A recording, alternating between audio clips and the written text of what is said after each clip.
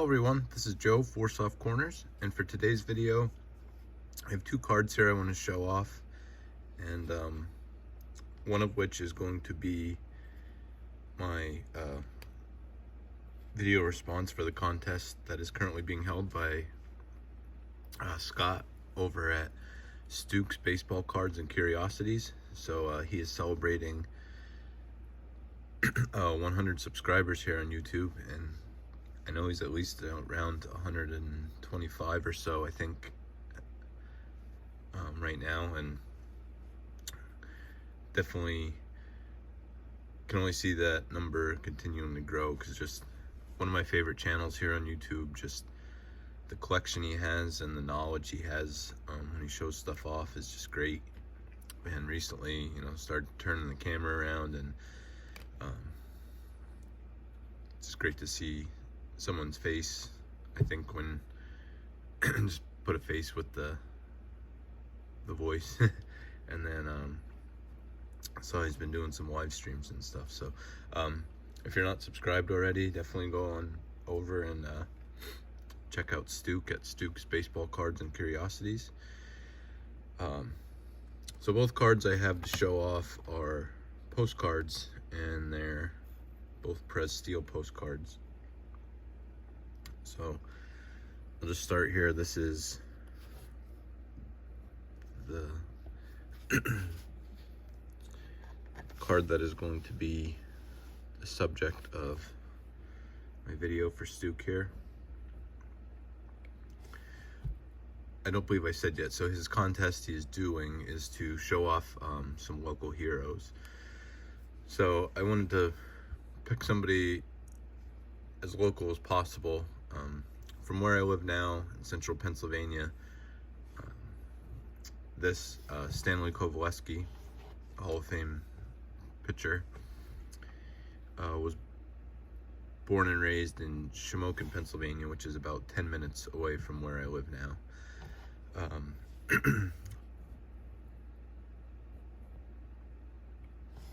Where he was born and raised in Shamokin is not my original hometown. Where I live now, I grew up about 30 minutes away, and I just feel where I live here in central Pennsylvania, just in general, is a very rural area. But just the contrast in, so where I grew up, my parents and my family and ancestors and most people in the area were of Pennsylvania Dutch ancestry. So about 20 minutes away in Shamokin, Pennsylvania, a very large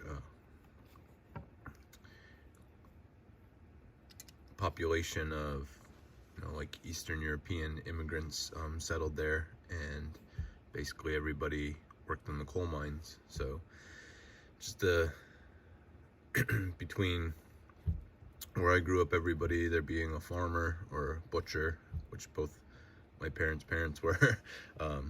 Just a little not that far away, just the vastness and the differences of the way people mostly grew up and made their living, just always kind of very shocking to me. So but yeah, so I'll give a little bit of a backstory as best I can. So Stanley Kovaleski, like I said, was born in Shamokin, Pennsylvania. His family, he was the youngest of 8 brothers. 4 of his brothers also played baseball. One also made it, Harry also made it professionally and played in the major leagues. He started working in the coal mines when he was 12 years old, and he said would work sometimes up to 72 hours a week for a nickel an hour. He didn't often get to practice or play baseball just because of the work hours, but in any of his spare time he practiced throwing from from 50 feet away set at a tin can. When he turned 18, he got invited to play for a local semi-pro club, and only pitched 5 games for them till he was invited to Lancaster to play for a minor league affiliate. When he started doing that, he said it was much easier to pitch because it was easier to throw the ball. Home plate is a lot bigger than a tin can. So, but he started out with the Philadelphia Athletics. 1912, he briefly got called up, and then spent another 4 years, I believe, in the minors, and then came up and stayed for good. Played most of his career with the Cleveland Indians, and then had a few seasons with Washington, and his last year with the Yankees. So he was a spitball pitcher. In 1920, the spitball was banned, but him and 16 other players that threw the pitch at the time were grandfathered in, and he was able to continue throwing the pitch for the rest of his career. In 1920, with him as the leader of the staff, the Indians made it to the World Series. In that series, he pitched 3 complete games, games 1, 4, and 7, including a shutout in Game 7 to win the World Series. He had a ERA of .67, which I believe is still a major league record for ERA for a World Series. So that's some of the highlights and stuff from his career. There's a couple people that I also could have picked. Mike Mussina was born in Montoursville, which is about an hour or so away from where I live currently. But, you know, him growing up 10 minutes away from where I currently live just felt, and being a great Hall of Fame pitcher, just felt like a good choice and one I wanted to focus on. So,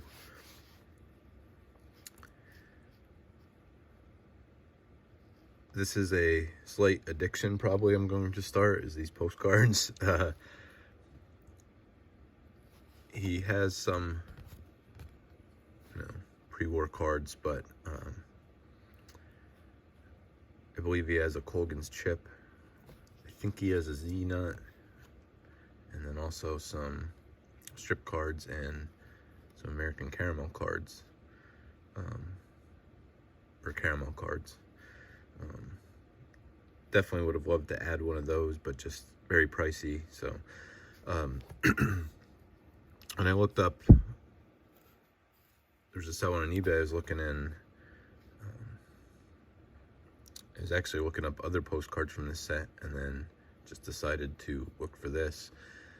I don't know, these ones were from 81. I don't know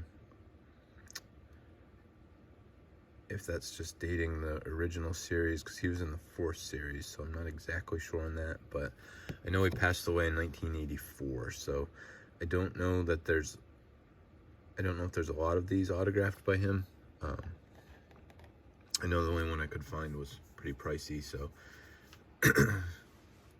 it looked like index cards and stuff like that for him, autographed, where could be had for like $30 to $40, but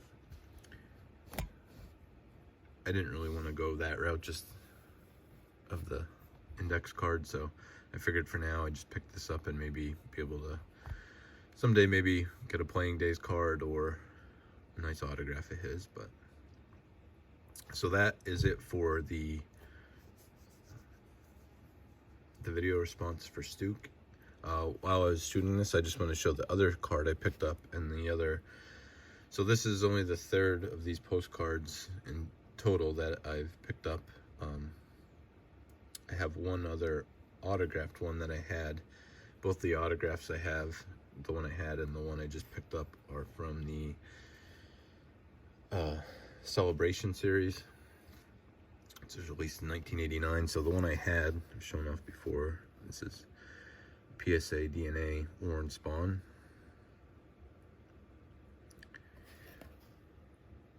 So I know the Celebration set is more limited on the amount of, I forget how many are in the set, but the standard just Hall of Fame postcard set, which they released in series, is obviously has more Hall of Famers, but I think I like the look of the Celebration better, and it's already opened up a rabbit hole to want to pick more of these up. So I don't know, maybe, I mean, I'm sure I'd never collect this whole set, but just, I think for now I'm just going to stick to maybe picking up some more of the Celebration ones. And these are just a great canvas for autographs. And at first when I saw these, I didn't know if I was a huge fan of them, and now the more and more I see them, the more I just love them, and getting into autographs more and more is something I just want to continue to pick up. So I know Mike Moynihan, baseball collector, just showed off his entire collection of his Perez Steele, including his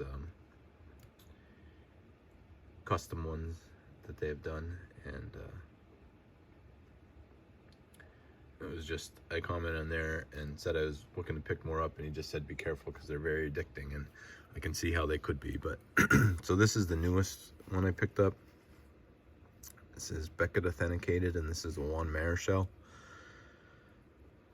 Just the artwork on these, and it's a, like I said, great canvas for a nice big bold signature.